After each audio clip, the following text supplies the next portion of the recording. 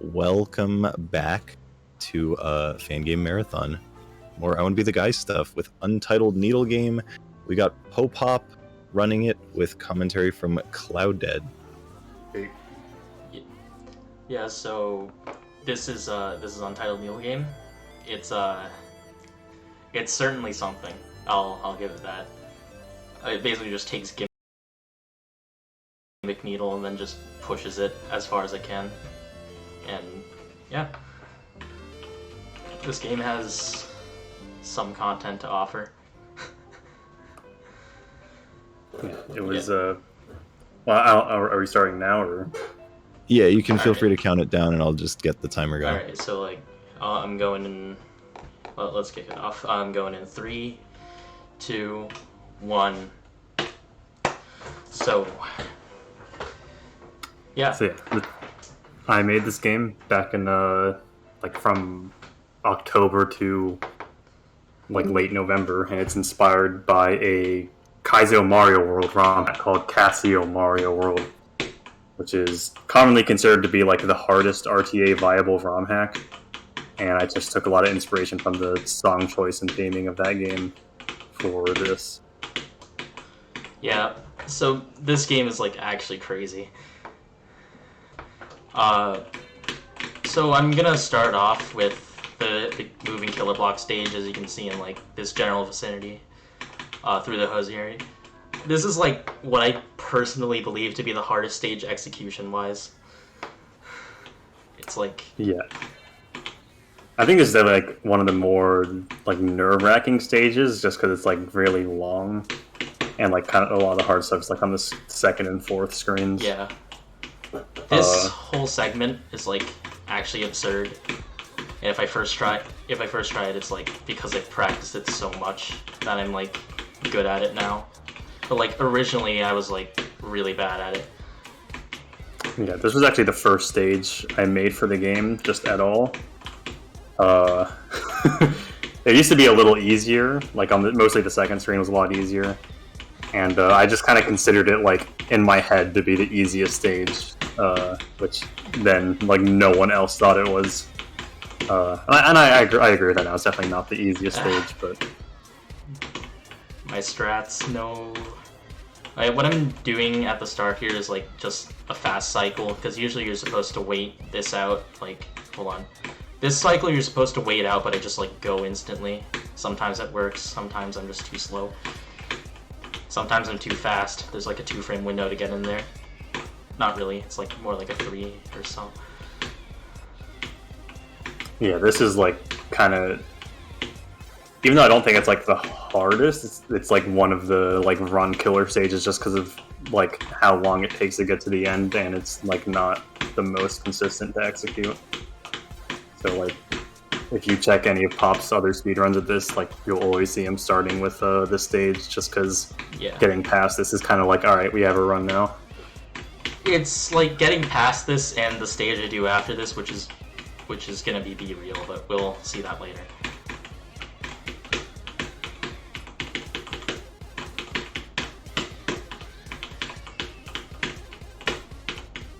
There. This screen's awesome. Yeah, so the person in the chat who asked no saves. This game does have a few saves in the middle of stages, but most stages are a singular save. Basically what I wanted was for every single save to just kind of feel like a big accomplishment when you clear it. Because a lot of games have a lot of build up to their hardest saves, but I wanted this game to just kind of entirely be the hardest saves. Here's to hoping that I don't choke screen 4 again, the way I did. Yeah.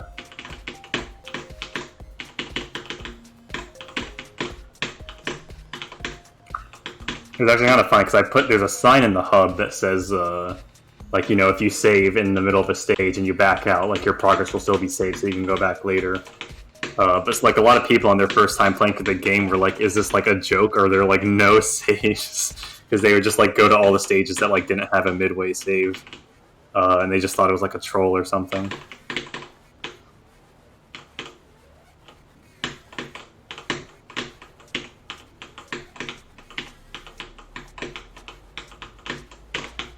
There we go.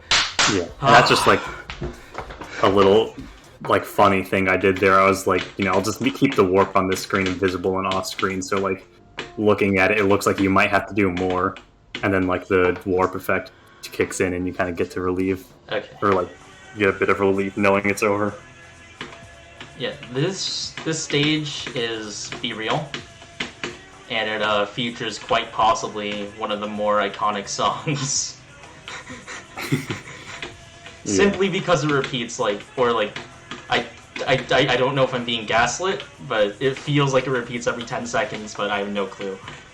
I mean, yeah, the song is like 2 minutes long. It's actually like the original song is like 4 or 5 minutes long, but I cut out the second half because I didn't really like it as much. But like obviously it's like a 2-minute song, but it's a loop of just like the same line over and over. So it's a really short music loop. I think this is like the most muted song in the game. The stage also consists of 6 different types of water. This it's not obvious from watching, but this purple water actually reverses your controls as long as you're touching it. And the yellow water is stolen from CN3. Nice cycle. For what it's worth, that cycle right at the end is like, I don't understand it, I just wing it every time. Alright, so now we're like approaching this stage. It's called Little Heart, but like Razer has decided to dub it under a different name, North Korea, because yeah. The demilitarized zone. Yeah, these cute little cherries with a very innocent face. They'd never hurt you, by the way. They are fucking evil. They're pretty much just... Oh, I swore. Never mind. They're pretty evil, but they're inspired by the rocket turrets from N++, which is probably like my favorite platformer that is not a fan game. I put like well over 1,000 hours just playing custom maps on that game before I found Fangames. And you'll see another N++ themed stage later in the run. This section is terrifying. Never mind, I lied. Yeah. And yeah, collision with them does not actually hurt you, just the rockets, which is kind of why you have to do that loop at the beginning of the stage. Is that a first try? I think it is. Jesus Christ. That's like... Yeah. Alright. For some reason I'm going up again, which doesn't make sense, but... This game gets insanely consistent for some people. Like, it's very difficult on a first playthrough, but like my favorite anecdote to go to for this is like Red Note, who came back to the community for like after like 7 years or something, right? And he said he'd like never beaten anything harder than kill the guy, and he spent like 65 hours, but he like just beat this game as like one of his first games coming back to the community. Yeah, just and now anytime anyone complains about the difficulty in this game, I just point them to that. Yeah, just like shoutouts to Red Note in general, like great guy. Yeah, Red Note's cool. Play his maker levels if you get a chance. So this is a Sleep Dealer, which is like usually one of the first stages that gets cleared by people who play this game, because it tends to be one of the easier ones. Yeah. So the way these springs work is that they set your speed to 9, which is like triple your normal running speed. But if you press opposite the direction you're facing, you immediately stop, like instantly. So like the first half of the level is just about like kind of this weird routing of keeping speed with these guys. And it kind of changes up the pace you'll see in the second save. That is when I get there. Yeah. The save is honestly kind of hard. Oh yeah, this stage also has visual challenge. It's like... Yeah, I thought the trees...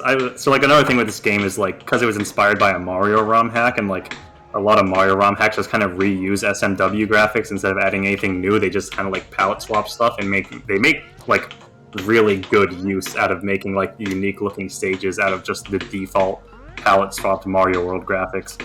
So a theme with this game was like not really adding like custom assets. So like I used the trees a bit in the hub and in here, so they were like a funny little visual challenge where they like block your way just to be like kind of stupid and silly. And these springs are just like the in-engine platform sprite, like the little black and white one that's usually invisible in-game, combined with a like pushed-in button that had been recolored. So like I didn't draw anything for these springs, I just combined in-engine assets for it. And it still looks like really good. So yeah, it still looks like an actual spring. Alright, come on. Bro. Yeah, that essentially double acts, diamond's funny. That acts like a gate, more or less. Which yeah, so I just 6-framed. Yeah, it's a double diamond, but since you're moving at 3 times speed, it's basically a gate. It's just hard time visually, especially at the end of a hard save. Yeah, question in the chat. Did SMW inspire the lack of saves? Sorta. I just, like, personally, as a designer, I've kind of come to enjoy more consistency-based challenges rather than, like, what you typically see in Needle games, which is just, like, a save of, like, 1 or 2 jumps. And just like it kind of forcing you to do something really precise, and I just enjoy the feeling of flow of like playing a really long consistency-based save because it feels very gratifying to like overcome. So it's a combination of just like my design already kind of leaning towards that, and like also just SMW inspiration.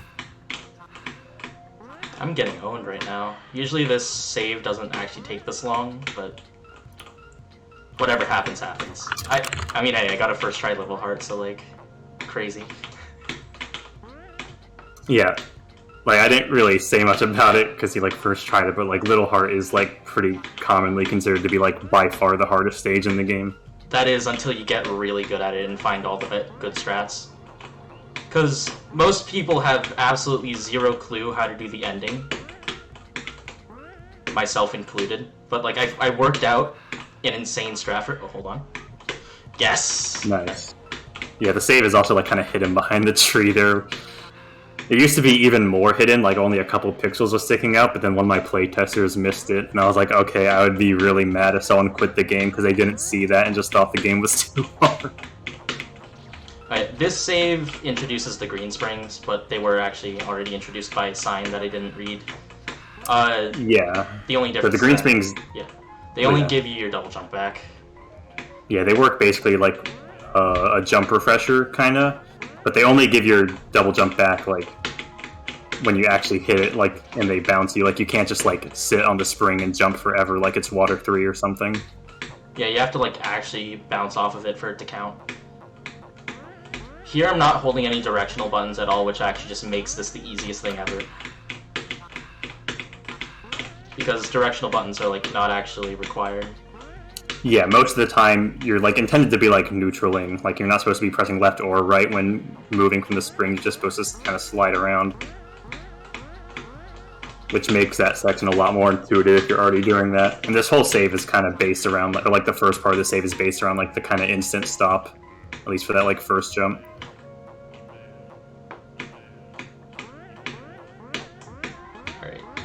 Here's to... Alright, this is the W. I'm calling it.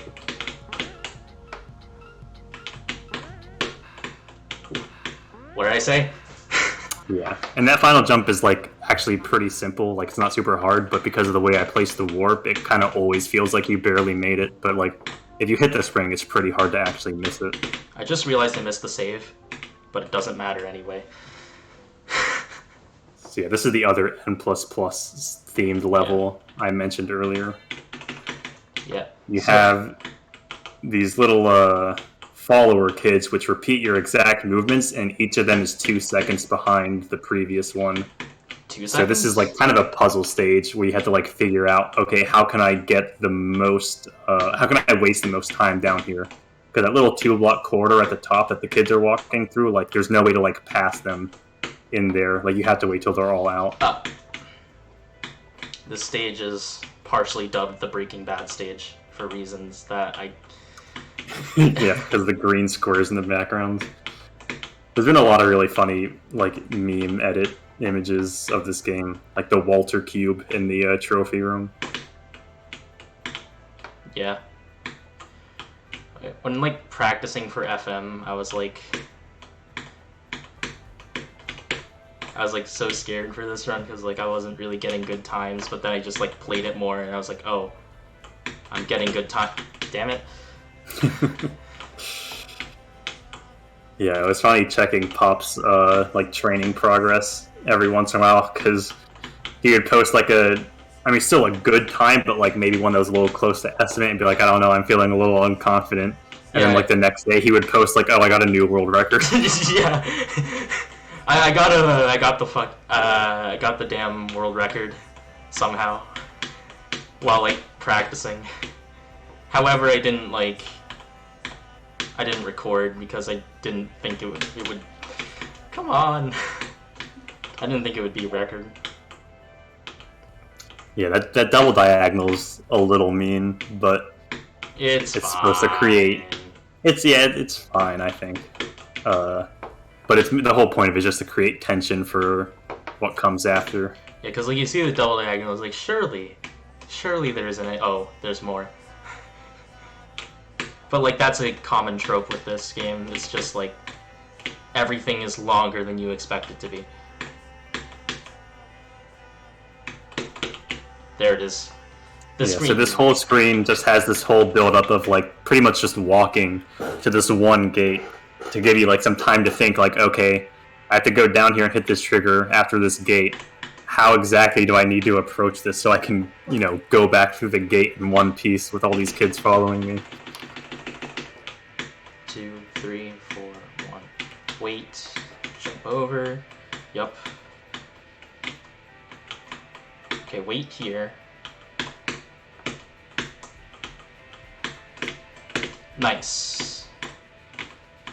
And here's there we go. And then similar to that first stage, there's also, it doesn't show you the end of the screen there.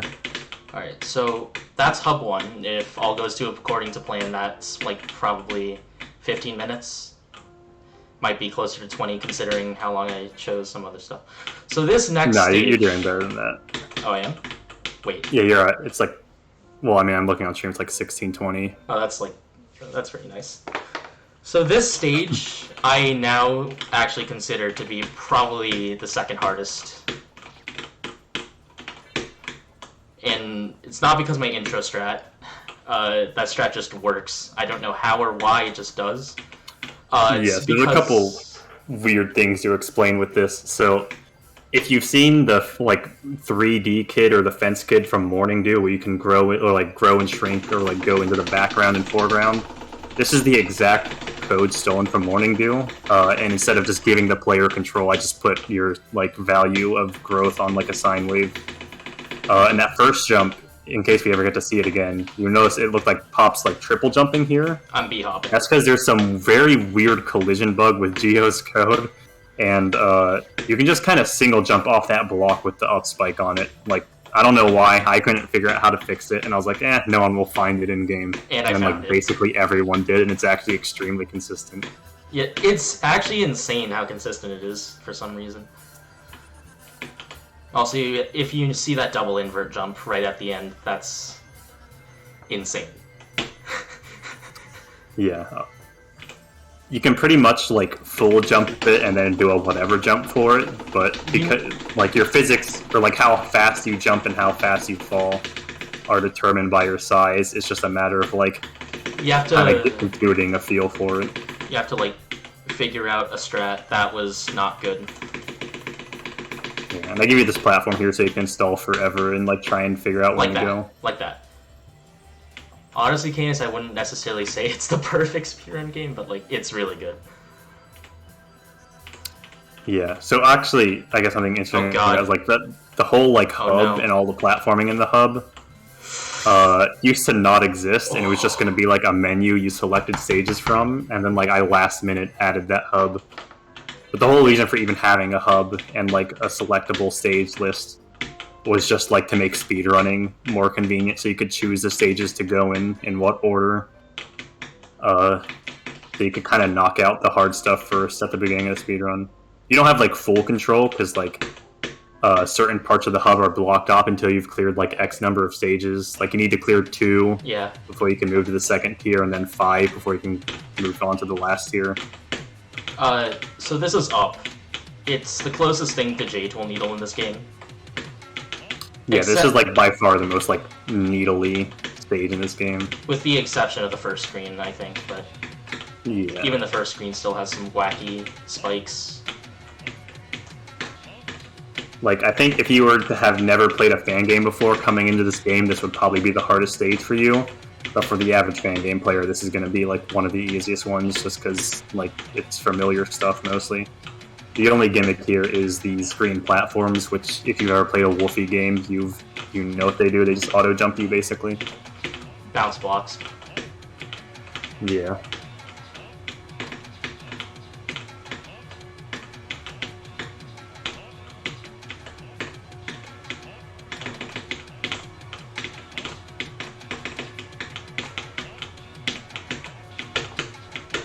Okay. I don't know if my strat here is optimal, I just am somewhat consistent at it, so I just do it and it works.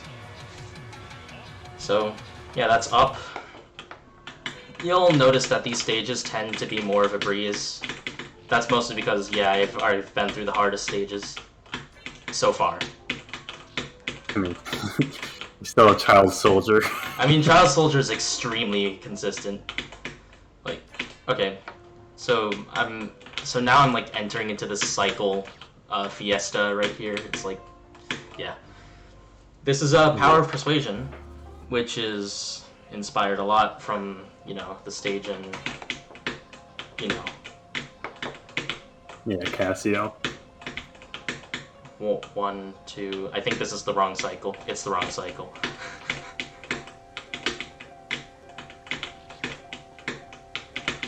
Yeah, this whole stage is just like really wacky cherry circle stuff. Yeah, this used to be extremely hard for me. 1, 2, 3. There we go. Yeah, this stage used to be really hard for me until I realized that, like, I used to have an extremely unhinged strat for that section, that water circle that rises up, but I don't anymore. So, come on, just line up. All right. Come on. All right. Yeah, and these last 2 cycles are like really scary for people coming into the save for the first time, because they both don't really make any sense when you're looking at them. Yeah, but like when you actually like do them and like start to understand like the quirks and kinks of like what you're trying to do, it like makes a lot of sense, because, you know, that's what making sense of things does. So like here you want to jump and then jump and then jump like that. Yeah, and then this is just entirely to mess with you psychologically, to have this like insane jump that you don't even know what you're looking at right before the save. And then you do it, and then you realize, oh, it's easy. Yeah, and also that first cycle of the second save is really hard and like really confusing, and he just kind of did it like it's nothing. Yeah, it becomes really consistent, or surprisingly consistent. A lot of the stuff in this game gets surprisingly consistent. Basically everything, really. The only exception is, well, actually no, everything in this game. I was gonna say a certain stage that I was gonna go do, but, well, that's after Child Soldier.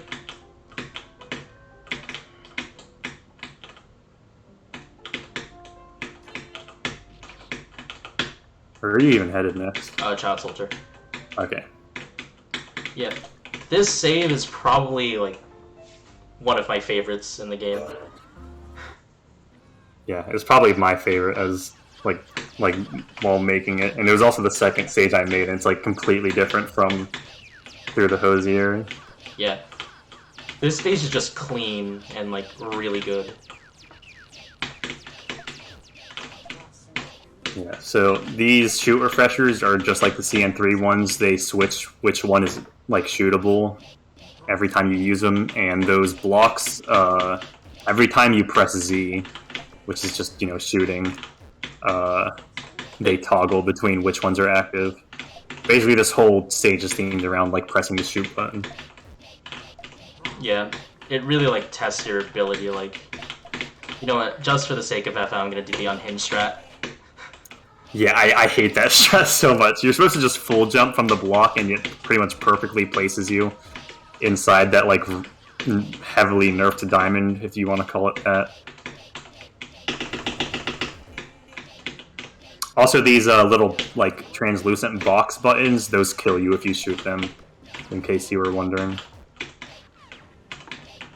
So you have to make sure you don't shoot them. And like that cherry spam section was always supposed to have one, but I only added one at the end in the most recent update because I just literally forgot to add it every single update until the most recent one.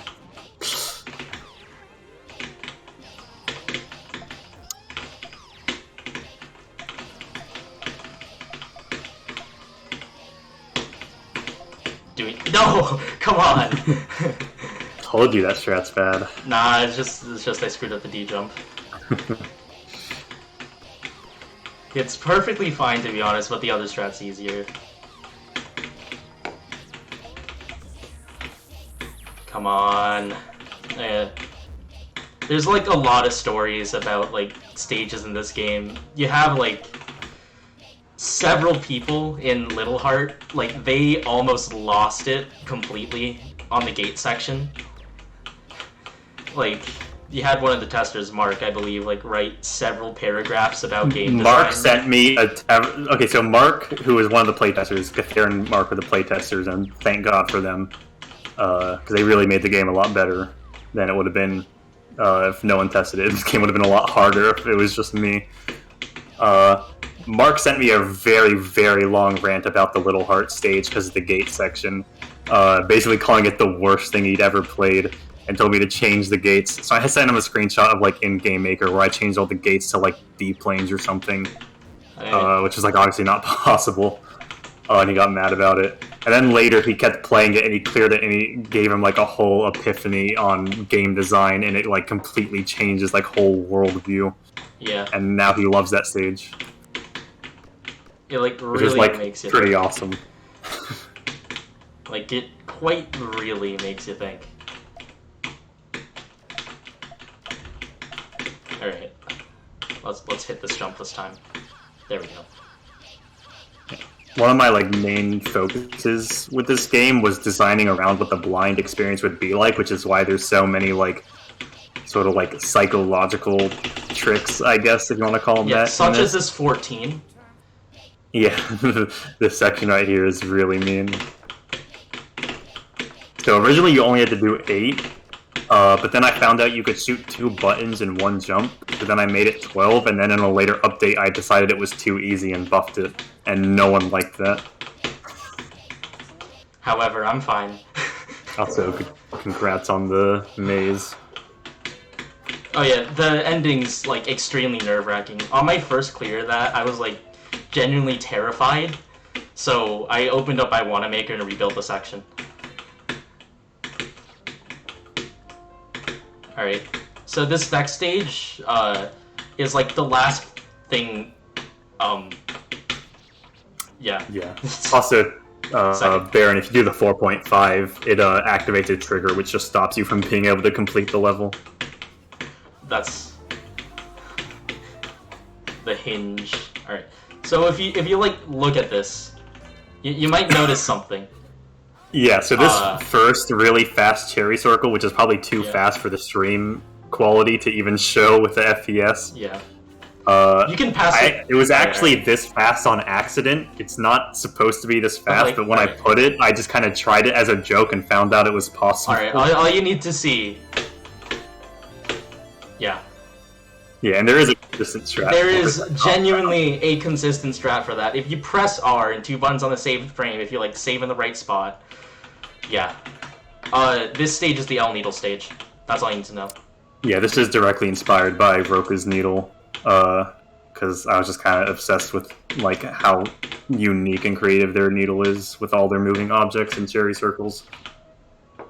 Definitely go check out their iWannaMaker stuff or Sustenance or their NNV1 stage, because her needle is just actually incredible.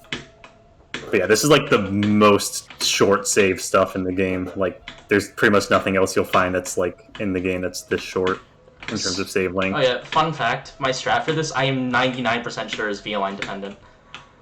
It might be. This is the worst save in the game. I really should have tweaked this one. But it's but you just do it in like 2 tries anyways. Yeah, there's like really good strats for it, so it becomes not that bad. Also, yeah, this is basically a spin on the classic Char/Noasis hula hoop thing of cherries. Okay, hit this, boom, that, wait, jump. Okay, and this cycle's free. Yeah. That stage is awesome. And then and now we just have ropes, right? Yep, just ropes, and then final stage. Nice. So yeah, even though like most of the hub opens up with only a few clears, like you can open up the second part of the hub with just 2, and then you open up the entire hub with 5. You can't actually enter the final stage until you've cleared everything in the hub. Yeah. It's more so to give you like things to take a break on. And this is actually the last stage I made for the game. Mostly because I just had no idea what to really do for it until the idea just came to me. So the gimmick here is that you don't have a double jump, your double jump is a gravity flip. Oh yeah, And you also have these cherries that activate when you touch them, kind of like the toggle mines in M++. If you stay in them, also there's screen wrap. Oh yeah, the screen wrap. There's like a lot going on, but it makes sense. Also, if you turn the stream quality up enough, you can see the shader I have in the background. It's very nice. Please appreciate it. I didn't even write the shader for it, so I can't even take credit. Fair. Probably.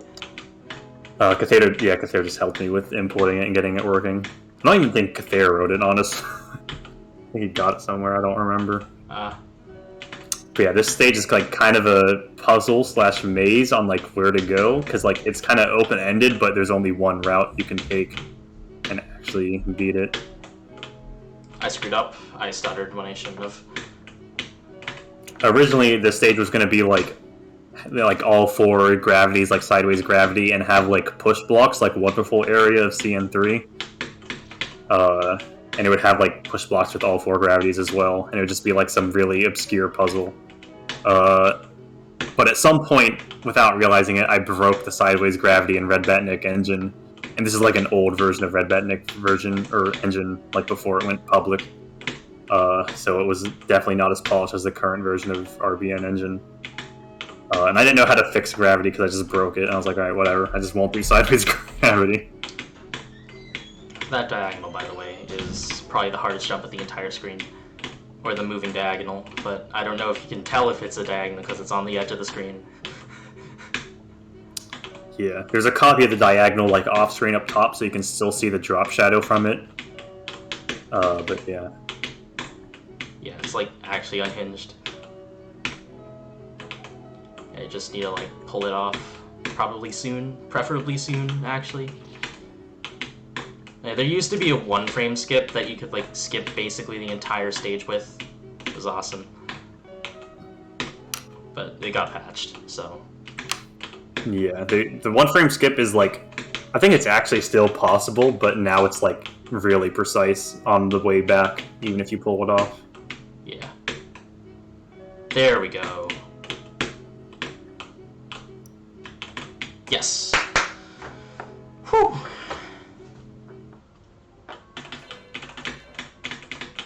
Oh yeah, also as a reference to Casio, you're not going to see it in this run, because it's just any percent. But there's a tutorial screen, but like, it just kind of teaches you like really basic fan game mechanics, like bonking your head makes you go down faster, you can jump off vines, gravity flippers change your arrow, or change your gravity. And just like really simple stuff like that, because Casio Mario also has like a training room at the start, like to replace Yoshi's house. And it just teaches you how to do like re-grabs and how to like jump off enemies and stuff. Alright, so here's final stage, which has, yeah.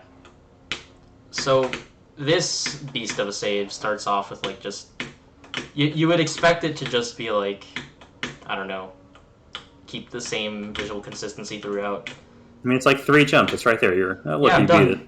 Yeah. All right. Final stage is over. Guess what? It ain't. Yeah, that's not. That is not the end. This is also very heavily inspired by the Casio Mario World's final stage, which is just a bunch of rooms of short challenges.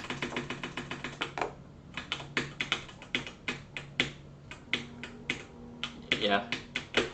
So this next screen is probably the most unhinged thing in the entire game. Yeah, so remember that terrifying jump at the end of Save 1 of Power of Persuasion? It's Here's back. a buffed version of it. And ready for more. Oh, and if you're talking about the shift spam that I do, I don't know. I like it. It's funny. Yeah, so there's 2 things you can do in the yellow water on screen 3. You can actually just kind of bounce like between the spike and the wall, and it looks like you'll hit it, but you won't. Or you can just like spam shift releases to cut your V speed. It basically makes you go up at a 45-degree angle, so... Yeah, like right here, he's just going to spam shift, but you don't have to do that. What actually happens there is that your vertical speed, since you're going up, gets multiplied by 0.45 every time you release shift. So it basically just gets cut every single time. Yeah. Nice. Yes, that's actually not the intended strat, but it's so much easier than the intended strat. That's like, I endorse that strat, I guess you could say. Elrai found that strat, actually. So, shoutouts to Elrai. Also, shoutouts to Elrai for helping with coming up with the idea for the Well-O-Wisp Gaslight. The Wello incident is like the best thing to come out. One of the best things to come out of this game. Like, yeah, if you see on the left, it says created by unnamed maker. I released this game anonymously, and it doesn't show my name until the credits. But when Elrai was like the first creator, he asked me to make a a separate version of the game where it shows Well-O-Wisp's name in the credits instead, and he spliced that into his clear video at the credits. And there was just like a whole several hour long conversation / gaslight in the IWC about Well-O-Wisp actually being the person who made it, and it was a great time. I was doing several double takes because I knew it was you, but it was I got owned. Yeah, there was a lot of fun trolling in that. Like the stage with all the kids following you and following your movements. Like I said, it's inspired by N++, but when someone asked Well-O-Wisp about it, he's like, yeah, it's inspired by Dream's Manhunts. Yeah. And then eventually Wello sent a picture of the hub room, but it took so long. I just screenshotted the editor with the game open and then sent it to Wello, and then Wello posted it. Yeah. And he was like, see, I even have the project. Unfortunately, it took too long, so one person was unconvinced. Yeah.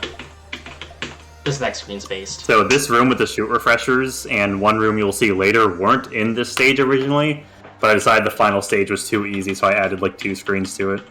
Yeah. And yeah, this is my favorite screen in Freaky Eyes. These platforms snap you no matter what, which is a blessing, because otherwise the screen would be actually terrible. Yeah. Or at least something of that nature. Yeah, Red Betnik Engine has platforms that are really aggressive about snapping you, and I use them here because I actually just use them here because they look more fitting visually, but they also make the screen way more consistent as a bonus. Yeah. Because platform snap usually is extremely inconsistent, but when you make it consistent and make it so that you can do it every time, it becomes awesome. Also, yeah, this low grav room is terrifying. And then this next room is the other of the 2 rooms I added afterwards, very late. You don't want to blink for that, because if you blink, you just immediately lose sight of the kid, and it becomes immediately terrifying. Oh yeah, this jump. Yeah, so this is the final room of the game. Those are right-facing air vines. Yes! Oh. So yeah, you have to do a vine jump through that last jump, and you'll notice his bullets are really short. They don't go very far, and this is why. Alright, here's the boss. It goes extremely hard. I'm not good at it, but I'll try to do well on it. Yeah, so this boss has quite a few quirks. The entire design process behind it was just kind of like punishing bad habits that you might form when playing this boss. Yeah, so like his like wave slashes that like shoot out beams at you, those always start high. So if you're just like constantly panic jumping, it just catches you off guard and like it will always hit you. When he dashes at you and then swings after the end of the dash, that actually has a really high hitbox. It doesn't hit you if you're like close to him on the ground, but if you're close and you jump, you get hit. And every time he teleports, it's random with whether he teleports like far away from you on the other half of the screen, or if he teleports directly behind you and slashes.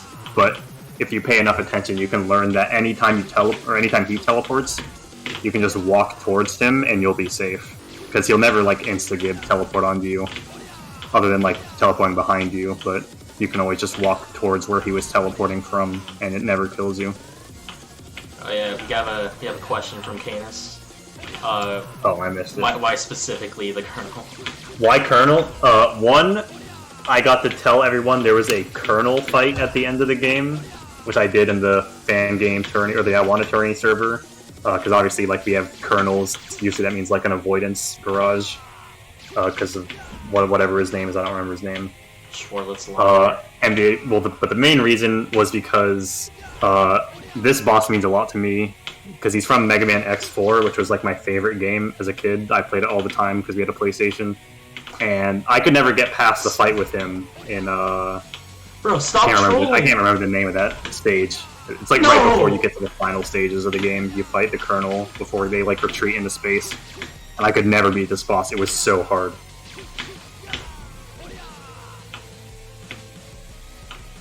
But yeah, this boss is just kind of like. Has like personal significance. That was like probably pretty close, but the guy like juked me 27 times that one time. He just kept teleporting far away, blocking, and then teleporting again. Truly unfortunate circumstances.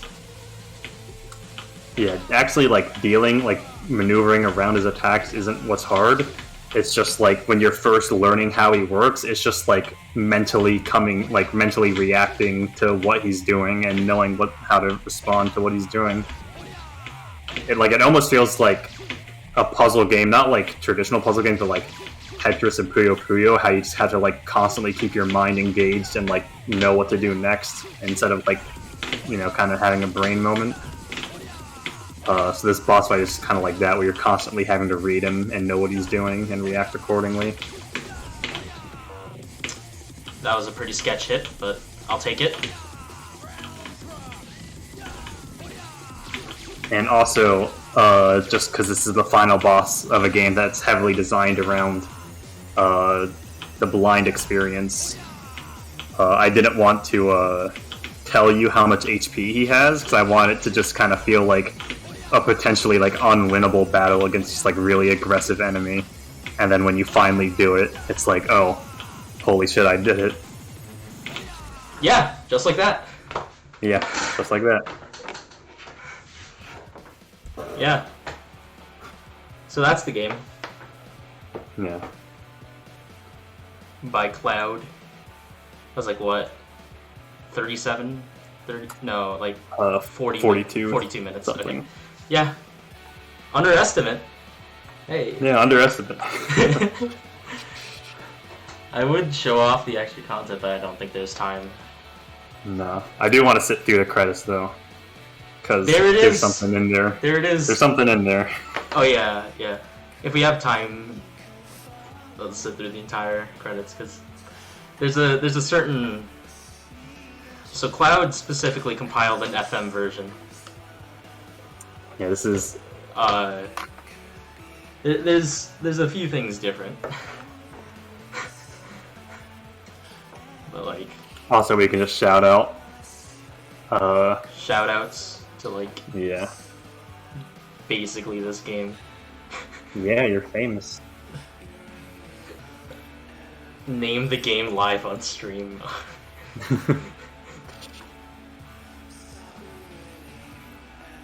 Like, as in, like, the game? Like, you just lost the game, that game?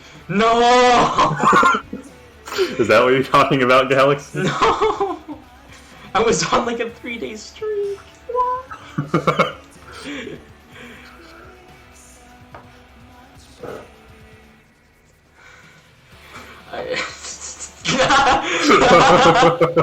It's just now the fallout. The fallout.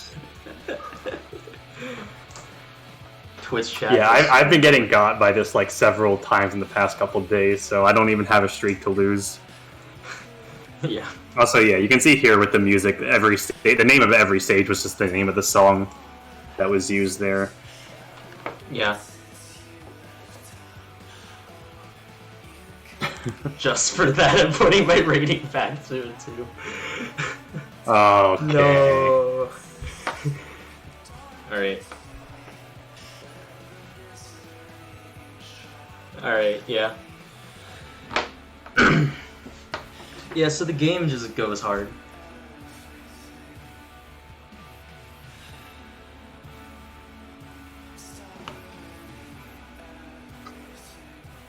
I am a personal haver of this game. If you are, is up to you. Yeah, Sheep's famous. Yeah. Because I'll just make some needle and then send it to Sheep and be like, hey, play this, and he'll whine about it, and then he'll end up playing it anyway. Yeah. Me. Yeah. Yeah.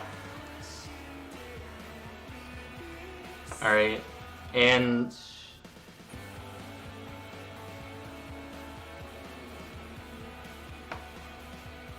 Yeah, this wasn't really much of a speedrun. It was more of a one video completion.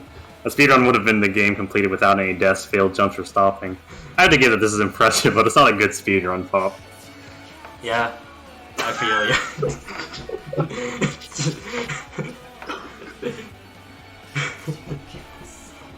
Yeah.